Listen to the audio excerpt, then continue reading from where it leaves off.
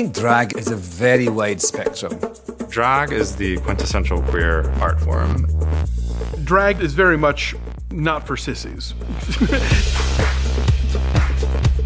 The most general definition I can think of is the exploration of gender through performance. When someone of one gender dresses as the other, as a costume, as a thing they enjoy doing. From the very rough and crude and kind of fabulous to something that's very refined.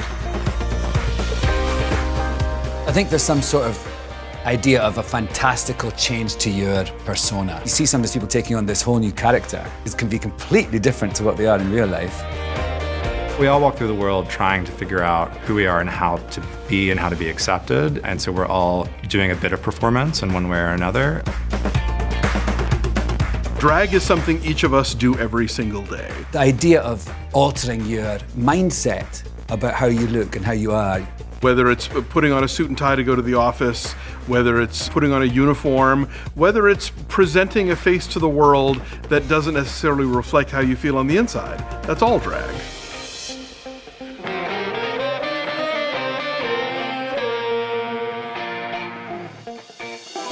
And now, ladies and gentlemen, nasty little boys. You came here for some excitement tonight, and that's just what you're going to get. Drag is an incredibly diverse thing. There are so many ways to do it. You have your sort of classic Vegas showgirl, what they call passing. Give me a break, it's still under construction. And then you've got a sort of more punk side of drag. They're doing makeup and hair, but it's not really about looking like a real woman. Just get your hair done tomorrow and you'll feel better. That's what I always do when I get depressed. I think it's a dangerous thing to too closely elide sexuality with drag. They're very different things. I'm not crowding you, am I? Oh, it's nice and cozy. Over the years, drag has been portrayed on film in a real kind of love-hate way. I think it's easier for audiences to find the humor in straight guys having to wear dresses. That was the cornerstone of Milton Berle's TV show in the 1950s. We wouldn't be caught dead with men. Rough, hairy beasts, 8 hands. The first time I saw drag in a movie would have to have been Some Like It Hot. Well, Something Like It Hot is a classic. It is one of the all-time great comedies. Hi! I'm the bass fiddle, just call me Daphne. Hi! Part of the joke of Some Like It Hot is that you have these two sort of ungainly gentlemen having to then become these feminine creations. It's so unapologetic. Billy Wilder was just the most brilliant anarchic artist. His movies don't date at all. I mean, in fact, you wonder, oh my God, they would never do that in a movie today. Now you have done it. Done what? You tore off one of my chests. I don't know if I would call it drag so much as like a disguise. They're not doing it as an art form or as some sort of identity exploration. They're doing it as a disguise. You're gonna meet a millionaire, a young one. What makes you so sure? My feminine intuition. Drag is more often than not treated as a comedy trope. The hero has to sneak out of somewhere, put him in a dress. What happened? I just got pinched in the elevator. Now you know how the other half lives. I thought it was actually a very healthy sort of representation of drag and what you can do it. You can have a laugh with it. It fulfills certain things for you, and then you just put it away, and you're still the same person. My name is Josephine. I'm Daphne. While Joe becomes Josephine, Gerald does not become Geraldine, he becomes Daphne. Jerry had Daphne inside of him all along. She was dying to come out. You must be quite a girl. Want to bet? Zowie. I mean, the central joke of this movie is how heterosexual they are. It's not a gay movie, really, but it provides an interesting example of the way that gay people could watch mainstream films and see queer meaning in them. But you're not a girl, you're a guy. And why would a guy want to marry a guy? Security. It's a smart movie, it's a subversive movie, and I think it still really holds up in terms of what it has to say about men and women and men who dress as women. Get lost, will you? That's the way I like them. Big and sassy. Drag is absolutely an art form. Because I think an art form is something that in the doing of it, you transcend what it actually is and connect with people in a way that gives them a whole new set of ideas. That's what art is. Certain people just have the ability to bring a color to what can be sometimes a rather drab world. It is, in a way, our most transcendent spiritual kind of experience. Going to a drag performance can be like going to church. Come on, baby. Showtime. I think in the past, drag could exist as a kind of cabaret performance, but in a way, the gayness of it had to be kind of ignored or hidden. Positive use of drag in movies really doesn't appear, I don't think, until the late 70s. Do you know what it's like when a really good-looking boy looks at you and all he sees is drag queen? Outrageous is a Canadian film that stars Craig Russell, who was himself a famous female impersonator and would do specific impersonations of, Mae West and other kind of legendary Hollywood and Broadway divas. It is not tacky drag. I do real impressions. No records. My own voice. Well, he had a great ear. I mean, he really could do these women. And they were just coming out of him. He was great. Russell sort of typifies a particular brand of drag. You see this a lot, certainly in Vegas, where there will be a whole show where it's this guy does Barbra Streisand and this guy does Judy Garland. And there's a real skill to that, obviously, because you are called upon to be not just this sort of glamorous creation, but you have to be a very specific creation and a mimic vocally as well as visually. That's a cut. And speaking of stars, it's really nice being born a star. I think it captures not only what drag was like at that moment, but also seeing how larger gay culture interacted with drag. You see how when he comes to New York in particular, he's like performing at like the leather bars, like on the West Side. It really does give you a view of New York bar life in this absolutely accurate way. And you see all these men in leather jackets and mustaches doing their own kind of drag. That look is drag. It's just this boy drag. Save your hands, boys. You might need them later. I thought Craig Russell was amazing. And I looked it up after and I saw that he won the Silver Bear at the Berlin Film Festival for that performance. I thought, oh, that's so nice. I just was so happy that he had been properly recognized for this performance because it is incredible. Step up, kid. How's this? What are you doing? It's for my opening. The club manager is a Betty Davis freak. And it certainly came out in a period where there was very little in the way of LGBT protagonists. It's a movie that's romantic and very sweet, and yet with this rather rough edge that's quite unique. You're alive and sick and living in New York like 8 million other people. You'll never be normal, but you're special. And you can have a hell of a good time. There was a brief boomlet of gay films in the early 80s. We had Personal Best and Victor Victoria and Making Love all coming out around the same time. And Victor Victoria was probably the biggest hit of them. A woman pretending to be a man, pretending to be a woman? Ridiculous. I would say the interesting thing about Victor Victoria is that you see drag is something that's accessible and can be done by just about anybody. I am personally acquainted with at least a dozen men who act exactly like women and vice versa. Victor Victoria is a lovely farce, which is something that Blake Edwards always did really well. Starring his wife, Julie Andrews. She plays an out-of-luck light opera singer who hits upon the scheme of pretending to be Poland's greatest drag queen. And all is going well until she falls in love with a gangster played by James Garner, who is taken aback by the fact that he is falling in love with this Polish drag queen. It's a guy. The ability for gender play to make people rethink desire, which is exactly what's happening to him in that, is always interesting and always challenging. I think it's as simple as you're one kind of man, I'm another. It's interesting the choice that she makes in playing a male character, emphasizing the stillness of men. But I think it's also a really great film showing a side of life, again, that's where people can't really be who they are. I don't care if you are a man. So often for films that are about minority groups, we have to kind of tell that story where we are asking to be understood and asking to be tolerated and loved. And I think later we get the luxury to be angrier about things and to demand not just acceptance, but equality. But for the late 80s, this is where we were. I am an entertainer. Oh, what's left of one? I go by the name Virginia Ham. Ain't that a kick in the rubber parts? Torch Song Trilogy was a breakthrough Broadway play. There really hadn't been that big of a hit about gay characters probably since The Boys in the Band. And where The Boys in the Band was about people who were somewhat self-loathing, Arnold is very much the opposite. With a voice and a face like this, I got nothing to worry about.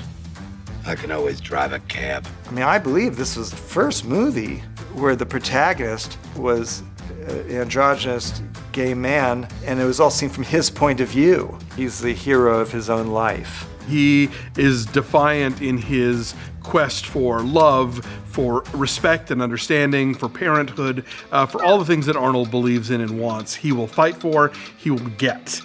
You never trusted me enough to tell me. You never said a word. So you could have said what? He's better off dead, right? Maybe I could have comforted you. Maybe I could have told you what to expect. You cheated me out of your life and then blamed me for not being there. I mean, it's a magnificent film. I'd never seen anyone like Harvey. I'd never seen a performance like that. It's just heartbreaking. His great desire was to lead this rather traditional, conventional life as a parent and as a spouse. Even though he's a performer, drag's just his job. It's an incredible role for Harvey Fierstein that he wrote himself, obviously, and that it is immortalized on film is really great.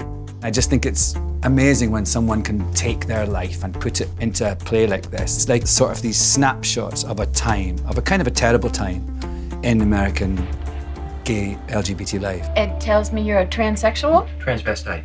I'm sorry. That's all right. Look, actually, I'm just a drag queen. Drag is incredibly brave. Even within the queer community, often people will criticize drag or not be into it. Yeah, well, being gay is one thing, but doing drag. The rebellion within a person that allows them to express themselves in such a crazy, fun way can also lead someone to have a truly rebellious nature in wanting to see change. And I think, if you look at drag in terms of socio-politically, drag queens have been at the forefront of the LGBTQ protest movement, and they still are. We consider that the modern American gay movement begins with the Stonewall Riot. The Stonewall Riot happened because of the drag queens. The drag queens were the ones to sort of stand up to the police, stand up to the, mob owners of the bars, and insist that they weren't going to be treated this way anymore. There was just this huge kind of like the perfect drag storm. They were there. They were in the trenches. They were the first troops who went over the top. I was these more marginalized figures who were brave enough to say, screw you, don't come into my space, stop attacking us. It didn't immediately end homophobia. Homophobia still exists, but it showed, I think, a lot of queer people in the US and even around the world that we could fight back. I think that has to be honored and appreciated when we're thinking about who drag queens are and what their sort of place is in the community. And you, Miss Davenport, Dawn Davenport. I'm a thief and a shit kicker, and I'd like to be famous. People usually think, when a man puts on a dress, he's being somehow softened, but it's really the opposite. Brought you a little present to remember me by. Yeah, what is it? Ow! Female Trouble is quintessential John Waters, trash, provocative, kitschy camp. And I think what it shows best is the punk side of drag. I'd like to set fire to this dump. There's the pageant, sort of beauty version of drag, but then there's also this really taboo, busting, provocative, let me gross you out, let me be vulgar kind of drag. And this is probably one of the key texts for that style. Look in the mirror, Taffy. For 14, you don't look so good. So I've written 2 books, one about gay movies and one about Christmas movies. And the only movie to be featured in both is Female Trouble. The Christmas scene is unforgettable. When Divine throws the tree down on her parents because they didn't get her cha-cha heels for Christmas, that's just a holiday moment you never forget. You're not my parent. I hate you. I hate the doubt. I hate Christmas.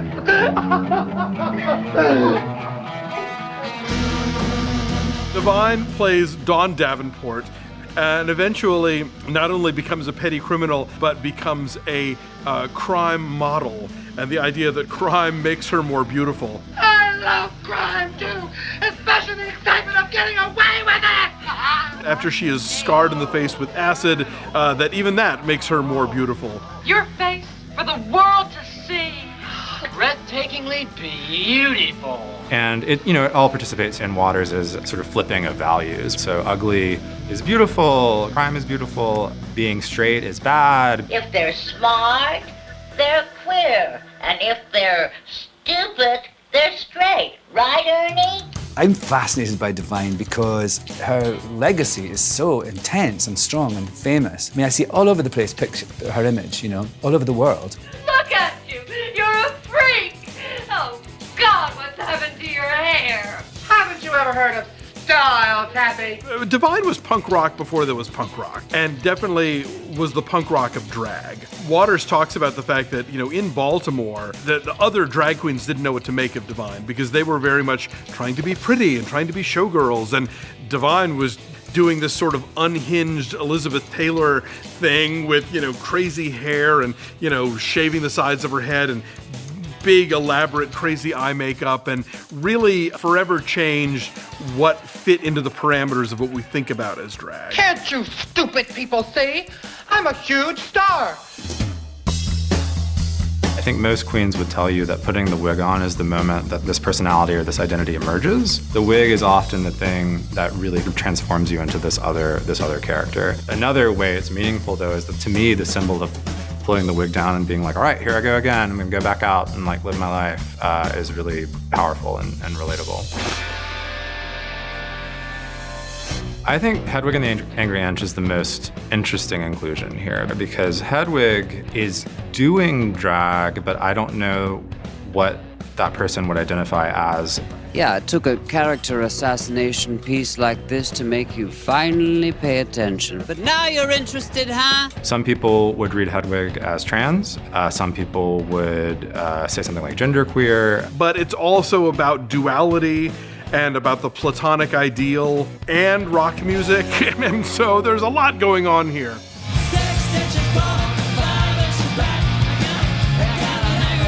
John Cameron Mitchell created this character on stage, developed the show as it went along, and he's really playing around with a lot of different ideas here.